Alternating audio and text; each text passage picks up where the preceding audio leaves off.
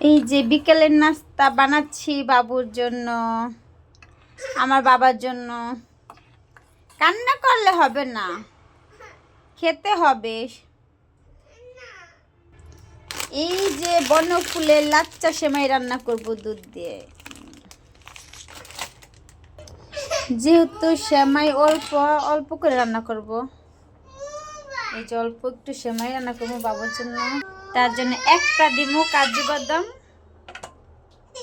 একটা কাজু বাদাম আর একটা কাঠবাদাম, আর এই কটা কিশমিশ দিব। আর এই যে ভিডিও করতে দেন না, মোবাইল মোবাইল পচা। এই সেমাইয়ের ভিতরে এখন দুধটা ঢেলে দেব, একবারে পাতলা হবে। এখন দিয়ে দেব কিশমিশ, আর দিয়ে দিলাম কাজু বাদাম আর যে কাঠবাদাম। এখন যে ঢেকে দিলাম। ওকে।